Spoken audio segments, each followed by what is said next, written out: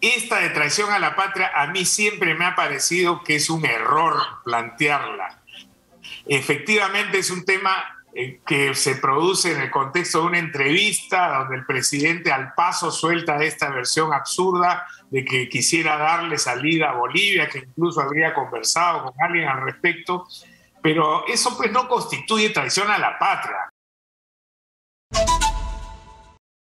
Y además, ¿qué cosas se puede mencionar un poco sobre su experiencia, la expertise de la fiscal de la Nación, Liz Benavides, para que sea al frente de esta importante institución persecutora del delito?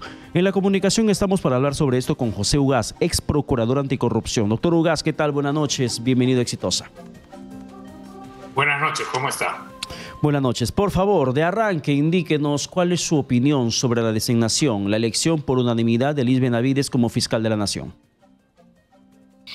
Bueno, yo creo que es una noticia alentadora, primero porque ha habido unanimidad en una institución que está bastante fragmentada. Todos hemos sido testigos de los problemas que ha habido a nivel de fiscales supremos y en los últimos días antes de la elección de hoy se hablaba de que había una división entre dos posibles candidatos alineados en un caso con la ex fiscal de la Nación, Zoraida Ábalos, y en otro caso con el doctor Pablo Sánchez. El hecho que hayan podido superar esta inicial competencia me parece que es sano para la institución, porque va a tener entonces la nueva fiscal de la Nación el respaldo de dos fiscales supremos de ex fiscales de la Nación, además de reconocida trayectoria. Lo segundo es que creo que es buena decisión porque la doctora Benavides viene de una trayectoria que habla por sí misma. Ella ha trabajado muchos años en el Ministerio Público, bueno, tiene una formación académica con especialización en España, incluso en materia de derecho penal. Tuvo una actitud encomiable cuando se cuestionó al ex fiscal de la Nación, Gonzalo Chávarri. Fue ella una de las que lideró la solicitud para que Chávarri diera un paso al costado, cosa que no hizo.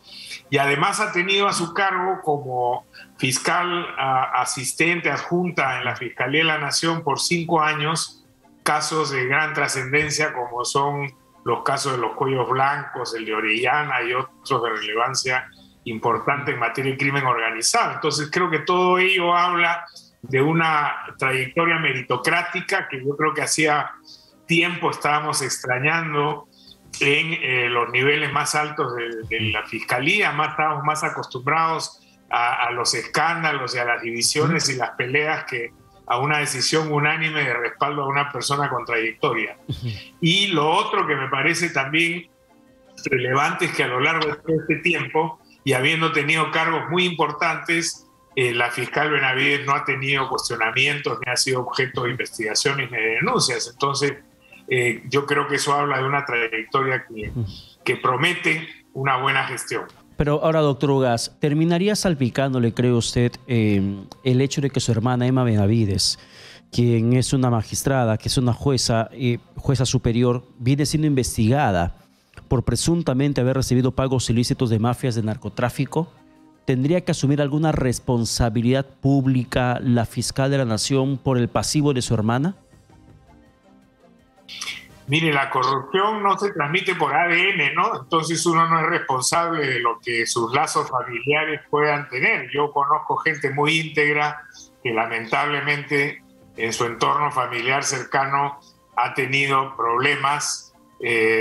Algunos parientes han tenido problemas de corrupción o otros hechos irregulares, y eso no tiene por qué contaminarlo a uno, siempre y cuando, por supuesto, no se involucre, no pretenda encubrir o no haya tenido ninguna participación en eso. Lo que haya ocurrido con sus hermanas, que creo que son dos las que han tenido cuestionamientos, no tiene por qué involucrar a la actual fiscal de la Nación en esos hechos, si es que no ha tenido ninguna vinculación. Y bajo esa condición y esa esperanza de que no se puede inmiscuir dentro de esas investigaciones o no intente encubrir, ayudar, ¿cuáles tendrían que ser las señales que la fiscal de la Nación, Liz Benavides, tendría que dar al país de que va a respetar la investigación que recae sobre su hermana?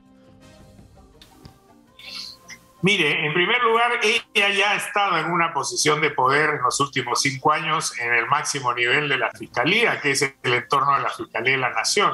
Si hubiera querido hacer, ha podido hacerlo desde esa posición y hasta donde se sabe no lo ha hecho. Y eso ya creo que habla bien de ella. Lo otro simplemente es mantenerse al margen. Yo no creo que ella tenga que salir y decirle a nadie que no va a interferir en esas investigaciones, simplemente tiene que hacerlo. Tiene que abstenerse y mantenerse al margen de esa situación que evidentemente, en caso contrario, le generaría un conflicto de interés. Pero, digamos, no ha ocurrido hasta ahora a lo largo de estos años y no veo por qué tendría que ocurrir.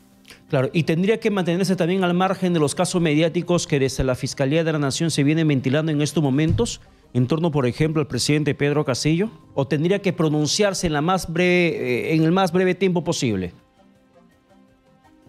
Mire, estos casos de alto perfil que involucran a autoridades del máximo nivel, como es el caso del presidente de la Nación, requieren cada cierto tiempo, creo yo, por lo menos esa fue la política que yo adopté cuando me tocó ser procurador especial anticorrupción, creo que requieren ciertas explicaciones ante la opinión pública. Entonces no se trata de tener a los fiscales como agentes mediáticos, operadores en medios de comunicación sistemáticamente, pero sí cuando el Ministerio Público considere que es necesario decir algo y explicar algo, creo que eso se tiene que hacer. Por lo tanto, yo entiendo que a nivel de Fiscalía de la Nación hay una asesoría en materia comunicacional y esos asesores sabrán aconsejar a la nueva fiscal para que en aquellas oportunidades en que sea necesario pueda tener alguna presencia en medios, haciendo pedagogía, explicando y dando cuenta de la gestión del Ministerio Público, que muchas veces es cuestionada porque no se entiende su labor o porque al interior de la Fiscalía han habido muchos problemas y mucha disfuncionalidad. Fíjese que tenemos 2 fiscales de la Nación que en el pasado han tenido que alejarse de la institución bajo sospecha de corrupción. Y eso no es poca cosa. Entonces sí creo que en algunas oportunidades es indispensable que el jefe de la institución, en este caso la jefa, pueda dirigirse a la opinión pública y hacer las explicaciones que sean necesarias. Y aunque no se dirija a la opinión pública, aunque guarde la reserva del caso y haga un trabajo silencioso, ¿cuál cree que tiene que ser la actitud de la fiscal de la Nación, Benavides, frente a la decisión que tomó el fiscal de la Nación interino, en su momento Pablo Sánchez, sobre incluir en la investigación al presidente Pedro Castillo, marcando un hito dentro de investigaciones fiscales? Porque es la primera vez que se está investigando a un presidente que se encuentra en funciones, en Palacio de Gobierno. La fiscal Benavides debe continuar, esto tiene que ser de manera automática, continuar con la investigación o retomar la senda en que en su momento había tomado Zoraida Ábalos de suspender cualquier investigación sobre un presidente de la República. Mire, yo creo que el Ministerio Público viene en una tendencia progresiva, que es saludable además, en un tema que ha sido tradicionalmente opinable respecto de si se puede o no se puede investigar a un presidente de la República. Fíjese que antes de la gestión de la fiscal Zoraida Ábalos, la actitud del Ministerio Público siempre fue que no se podía investigar a un presidente de la República porque el sistema presidencialista lo impedía y el artículo 117 de la Constitución era interpretado de manera restrictiva.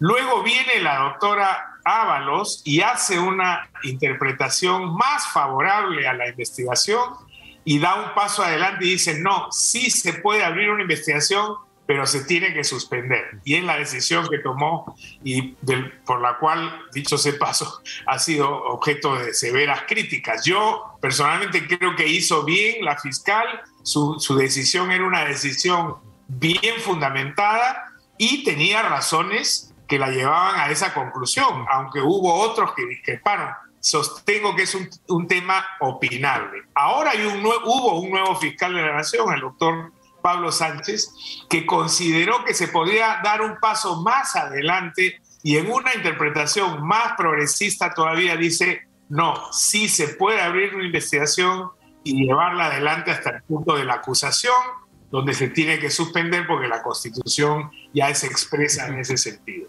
Yo creo que las circunstancias de la realidad llevan a que en estos temas opinables una institución como la Fiscalía pueda mantener una interpretación dinámica y progresista. En este sentido, creo que la nueva fiscal de la Nación va a continuar con el camino que ha iniciado el doctor Pablo Sánchez. Además, como se ha señalado públicamente, parece que hay una afinidad en la línea de trabajo de ambos fiscales y por lo tanto no hay razón para pensar de que eso no continúe como está en este momento. Aunque para muchos la afinidad más cercana la tiene con Zoraida Ábalos y que por ello podría incluso en su momento quizás suspender la investigación sobre el presidente Pedro Castillo. Es una cuestión subjetiva la que se podría estar mencionando en estos momentos porque no conocemos exactamente la interpretación o las acciones que la fiscal Benavides va a llevar adelante. Frente a esto, ¿usted con cuál posición se queda, doctor Ugaz, para conocer un poco más sobre su opinión como experto en esos temas? ¿Con la posición que tuvo Zoraida Ábalos en su momento de suspender o la de investigar al presidente?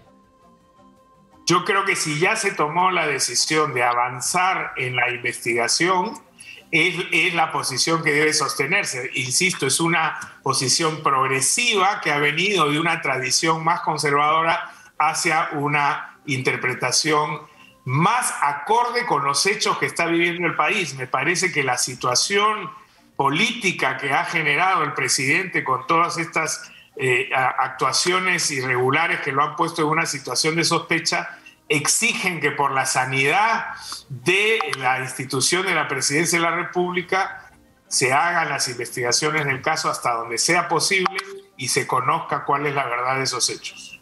¿Y es peligroso que el presidente pretenda no ser investigado? ¿O está amparado en la Constitución?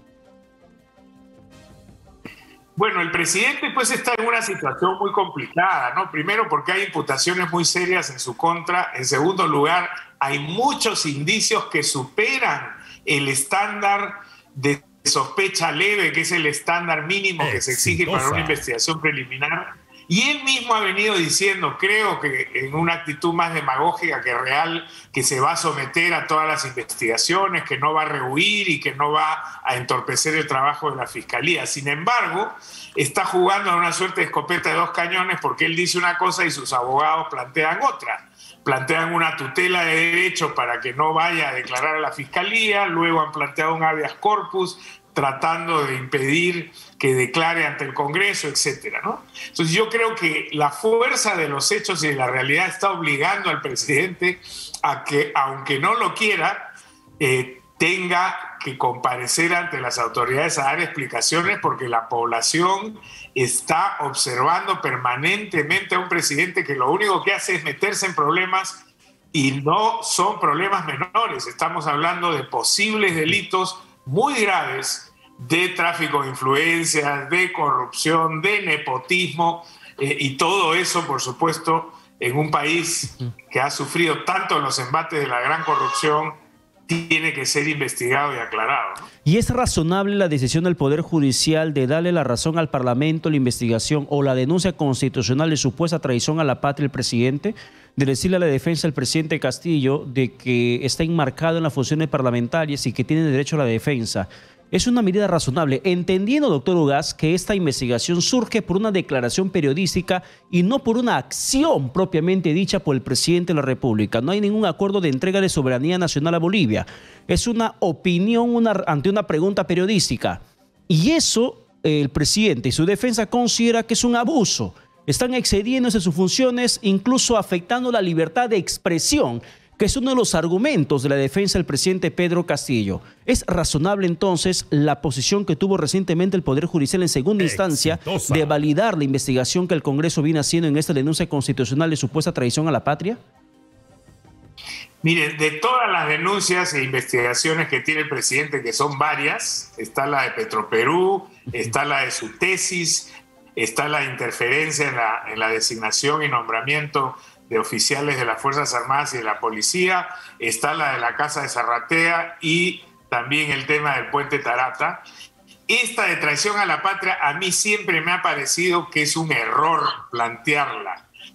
Efectivamente es un tema que se produce en el contexto de una entrevista donde el presidente al paso suelta esta versión absurda de que quisiera darle salida a Bolivia, que incluso habría conversado con alguien al respecto, pero eso pues no constituye traición a la patria, ¿no? Y yo creo que ahí la oposición o el sector más radical de la oposición comete errores como los ha venido cometiendo sistemáticamente, promoviendo vacancias sin tener ninguna viabilidad para concretarlas, al empujar una denuncia de esta naturaleza tan débil, tan forzada, y que yo creo que no va a llegar a buen puerto, salvo pues que haya ahí alguna componente política que lo establezca, ¿no?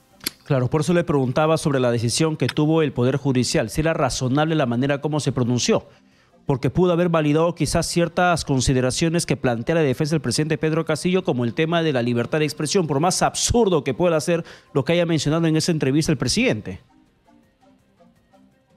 Yo creo que lo que corresponde es poner esas declaraciones en su verdadero contexto, y ese contexto es que no tienen entidad para considerarse como un delito de traición a la patria. Si en el foro político lo quieren zarandear al presidente, llamarle la atención y decir que había una infracción constitucional, eso tiene una naturaleza distinta, pero de ahí saltar a un delito de traición a la patria me parece que es un error. Bien, doctor Ugas, muchas gracias por la comunicación. Que tenga buenas noches. Gracias a usted, buenas noches.